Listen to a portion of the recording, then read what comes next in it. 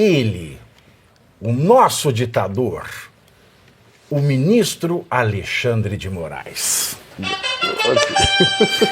O nosso ditador não compareceu a uma audiência para a qual tinha sido convidado no Senado e que estava marcada para ontem. O convite foi feito por parlamentares da oposição.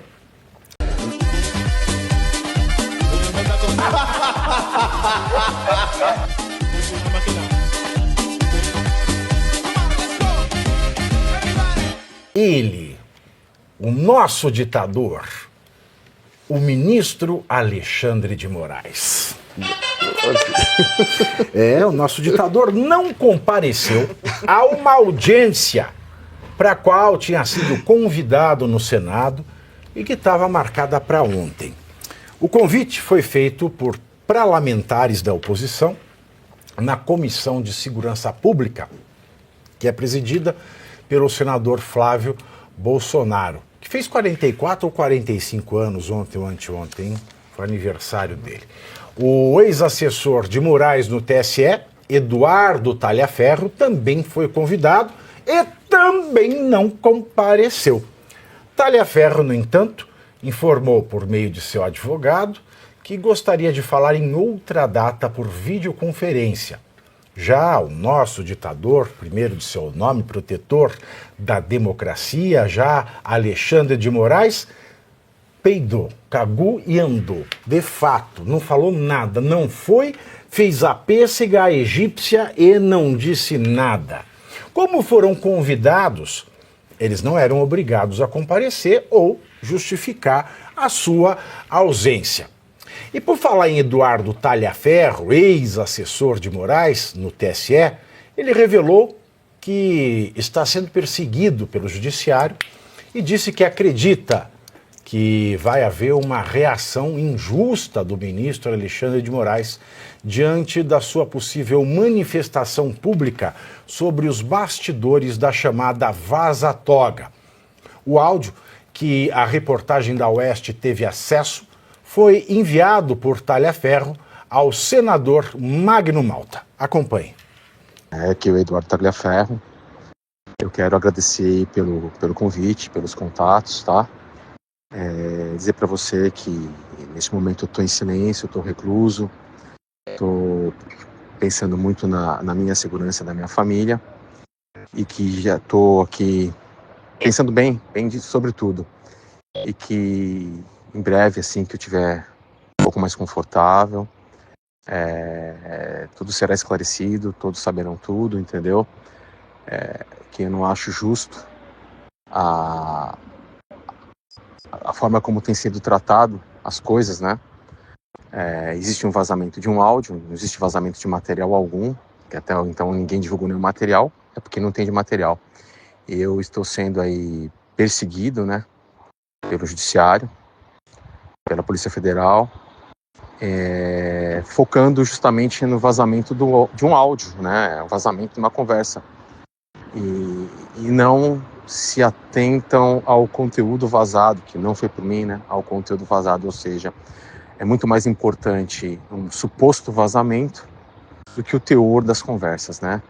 Mas em momento oportuno, se Deus me permitir, e assim que eu estiver confortável e seguro, eu estarei me posicionando, falando e mostrando tudo o que está acontecendo, né? Muita retaliação, muita perseguição. Eu sei que, inclusive, esse meu áudio aqui vai repercutir em uma possível manifestação por parte do ministro Alexandre de Moraes. Acredito eu de forma injusta, mas é assim que se segue. Já o jornalista norte-americano Glenn Greenwald concedeu entrevista exclusiva ao deixar o plenário da Comissão de Segurança Pública do Senado ontem e comentou o avanço de Moraes contra a Revista Oeste. Segundo Glenn, existem provas definitivas e claras de que o ministro tentou punir a Oeste, mesmo sem qualquer evidência. Vamos acompanhar. Eu acho que os provas que o Alexandre de Moraes queria pegar ou punir a Revista Oeste, mesmo sem evidência, as provas muito definitivas, muito claras. Isso quando foi dito, não conseguiu encontrar nada, então usa sua criatividade para pegar a vista oeste, ou seja, que ele queria investigar e punir a vista sem saber nada que vocês fizeram na forma errada. E acho que a esquerda não quer levantar em qualquer jeito para reclamar sobre o comportamento do Alexandre Reis, porque ele é muito valioso para a esquerda, porque ele está censurando e punindo e até prendendo todos os adversários políticos da esquerda, ou seja, que ele é uma figura autoritária que cria muito benefícios para a esquerda. Tá aí. Mais claro que isso, impossível. Lembrando o seguinte, que ali nesse áudio do Tagliaferro, ele está prometendo aí sacudir as bases da nação, porque ele diz que em momento oportuno, quando estiver se sentindo mais seguro, ele vai trazer as informações. E uma coisa que ele disse, que nós já falamos aqui várias vezes, houve a vaza-toga, o conteúdo das conversas ali é extremamente grave e sério, e o tempo todo que eles estão investigando é quem vazou ou quem supostamente vazou, e não o conteúdo das conversas, que são seríssimas. É pior ainda, eles estão investigando só o Tagliaferro. Só o Tagliaferro. Que nas conversas tem o Ayrton Vieira, do Use a Sua Criatividade, que me ganhou 40 conto no cível, eu estou recorrendo, está quase me prendendo. Tem o outro lá, juiz auxiliar, não sei o que, o inclusive Eduardo. Não está mais no gabinete. Tem o segurança, ex-policial aqui de São Paulo, do Moraes, né, que empresta a senha da Secretaria de Segurança Pública, e tem o Tagliaferro. Então nós estamos falando de 4 pessoas que aparecem nas mensagens, mas só o Tagliaferro tá levando ferro. Exatamente. Mas olha, aqui nós temos que fazer uma análise um pouco mais profunda do que está acontecendo, que é extremamente grave. O doutor Tagliaferro, que está sendo perseguido, quando ele não comparece a essa comissão de segurança, ele não comparece porque ele foi coagido a não comparecer? Será que essa perseguição é tipo, se você aparecer lá e falar alguma coisa, nós vamos pegar você? E quem somos nós? Quem seriam essas pessoas? Esse é o primeiro ponto. O outro ponto, referente à vida de delator. Vida de delator é o que é? É um ex-criminoso que quer posar de arrependido. A história mostra 2 desses, né? Dimas e Judas. Independente de Dimas ter virado santo e Judas ter se enforcado, ambos morreram, né? Então, vida de delator é vida curta. E o que acontece? Só tem uma saída agora para o Tagliaferro. Quando ele se sentir mais confortável, ele tem que pedir asilo político. Porque agora ele passa a ser se ele realmente está sendo perseguido, ele passa a ser um perseguido político. E na política, meu senhor e minha senhora, os políticos amam traições, mas odeiam os traidores. Uma coisa também, só antes do professor falar, que foi dito aí em relação ao Oeste e todo esse conteúdo vazado, é que a esquerda, todas essas ações do Alexandre de Moraes e do STF estão beneficiando a esquerda. O que está acontecendo no Brasil hoje? A esquerda, ela está se mostrando, ela está passando recibo de que ela é incompetente e não tem condições de ganhar no campo político do bolsonarismo. Então, como a esquerda não tem condições de ganhar no campo político do bolsonarismo, eles estão terceirizando e estão apoiando a ditadura, porque é a única forma deles se manterem no poder e, eventualmente, vencer. Mas a ditadura também é campo político, meu amor.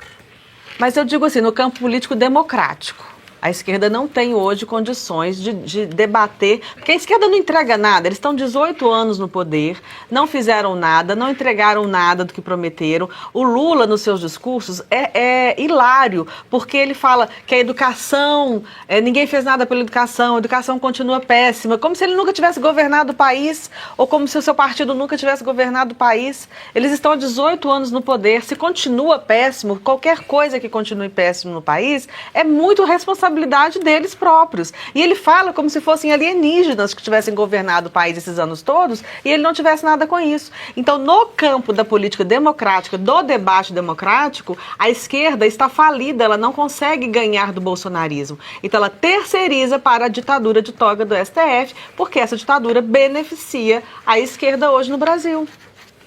Eu acho que nem a direita nem a esquerda ganham do STF. Não ganham. Se ganhasse, não tava isso que tá aí. Ué, a esquerda tem mais deputado, tem mais senador de esquerda no Senado, não tem? Tem. Então como é que ganha? O Senado é que dá a palavra final. Tanto no impeachment de presidente quanto no impeachment de ministro do STF. Se a esquerda tem mais senador, a esquerda tem mais congressista, no final das contas, né? No frigir dos ovos. Que ovos? E por isso que é tão importante, né, o apoio de todo mundo que nos acompanha à Revista Oeste, né? Porque é graças ao apoio dos cidadãos que abraçam essa causa que temos uma revista independente, um meio de comunicação que pode falar aquilo que pensa e que não tem nenhuma interferência pública. Né? Pode naquelas, né? Salve-se quem puder, né? Acho que a gente se ajuda, né? Que a gente é muito ciente das coisas que a gente fala, mas sempre uma noite eles sem nos dormir, assistam, né? uma intimação aqui, eles nos assistem. Você está sentado tomando um café, vem uma oficial de justiça, fala, o senhor me desculpa, tá aqui. Mas assim nós vamos tocando, né?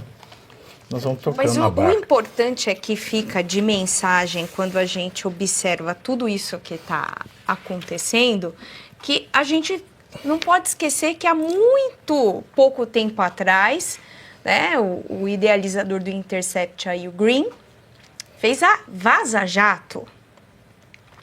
E o próprio Green está reconhecendo... Glenn. O próprio Glenn está reconhecendo a perseguição com a Revista Oeste. Então está ficando tão cristalina que nem a própria esquerda consegue passar pano. Consegue. Nem sempre os meios de comunicação, você vê que isso está ficando tão evidente, a perseguição, que com a Revista Oeste, que não tem como contestar. Mas é legal isso que você falou, Janaína, porque o Glenn, ele brinca de esquerda nos Estados Unidos e veio achar que esquerda dos Estados Unidos, ser esquerda no Brasil é a mesma coisa que ser esquerda dos Estados Unidos. A esquerda do Brasil é completamente diferente. Exatamente. E eles são capazes de fazer, por exemplo, vamos citar, só falando, antes eu quero responder para uma pessoa e perguntou, como você disse que o cara do PT é sério? Sabe quando que eu cheguei a essa conclusão? Porque o cara saiu do PT naquela época que a gente estava debatendo, ele saiu. Então esse é um cara sério. Mas continuando, vamos pegar o que a esquerda faz. Pegar um outro cara de esquerda, Mangabeira Unger.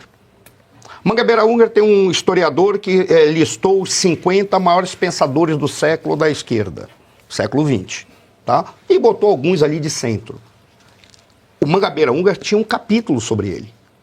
Aí foi traduzido aqui no Brasil por uma universidade aqui, uma universidade que adora fazer cálculo e só tem 10 mil pessoas quando tem 1 milhão aqui na Avenida Paulista, né? Eles simplesmente retiraram o capítulo do Mangabeira Unger. Por quê? Porque o Mangabeira não condizia com aqueles princípios da esquerda que eles estavam defendendo aqui no Brasil.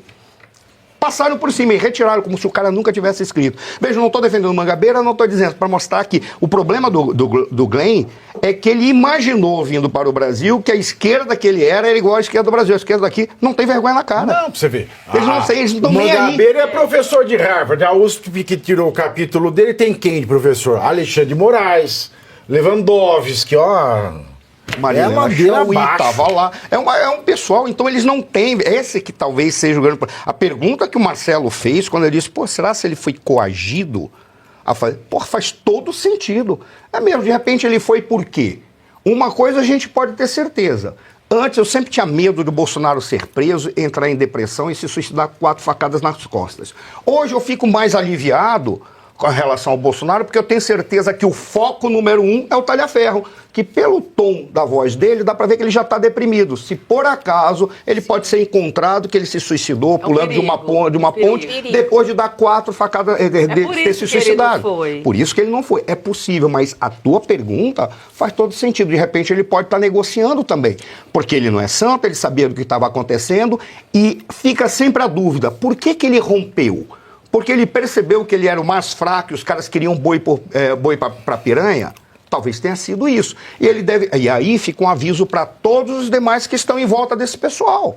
Olha, tenham consciência de que vocês não fazem parte da turma e da galera. Vocês são apenas paus mandados. E vocês são apenas instrumentos. Um momento em que ficarem descartáveis, vocês têm que colocar na consciência, na cabeça, vocês são arquivos, ou vivos ou mortos. Não estou dizendo que alguém vai matar alguém, estou apenas dizendo que essa pessoa pode entrar em depressão. Imagina se eu tomo consciência, a culpa é a pior coisa que tem. E depressão, o cara pode se suicidar. Talvez seja o caso do Talhaferro, talvez seja o caso de outros. Fica o aviso para todos. A tua pergunta faz todo sentido. Ele era alguém que estava envolvido naquilo. Tem informações. Tem informações. Ele não pode abrir a boca, vai negociar ou vai entrar em depressão e se suicidar. Com 4 facadas nas costas, deixando bem claro, e depois saltando de uma ponte, tá? Logo depois das 4 facadas. A gente não sabe, mas ele é o foco hoje. Ele é o foco porque se ele abrir a boca, mesmo como o Glenn olhou e disse, espera aí, isso aqui não tem pauta de esquerda, isso aqui é pauta de gangues. É o que deve estar na cabeça do Glenn. Não estou defendendo a esquerda, eu sempre fui de direita, sempre fui capitalista, conservador e monarquista, ponto final. Tem nada de esquerda aqui comigo. Mas o Glenn, ele pelo menos deve ter pensado, peraí, eu vim imaginando que a inclusão social, o woke, despertar essa babaquice toda, cheguei lá e vi, peraí, como dizia o Góes Monteiro na década de 50, é a camorra de cima e a camorra de baixo. É tudo máfia. Ele deve ter visto isso e agora como é que ele recua? Não tem como recuar. Olha, meus queridos, a Ordem dos Advogados do Brasil orientou a advocacia a não aceitar ter os celulares lacrados para participar de atos judiciais. E você aí já está preparado para ter todos os argumentos para dizer que Marx não foi um cara legal, para dizer que o comunismo não é um lugar para diversidade, para desmontar essa grande fake news histórica da esquerda, que é repetida por nossos professores de história, de geografia, de sociologia, que é repetida nas universidades, que é repetida nos livros. Está preparado para dizer por que Marx não era um cara legal e por que todo marxista raiz também não é, e por que o comunismo é terrível. Você já leu nos Anais de Marx? Pois é, aqui nesse livro você vai encontrar tudo o que você precisa saber para responder aquele sabichão que diz que Marx é um cara legal, pois não é. Leia agora, nos Anais de Marx, a trolha do comunismo transviado para encaçapar idiotes. À venda em todas as livrarias do Brasil, pelo site ou nas lojas físicas. Não deixe de ler.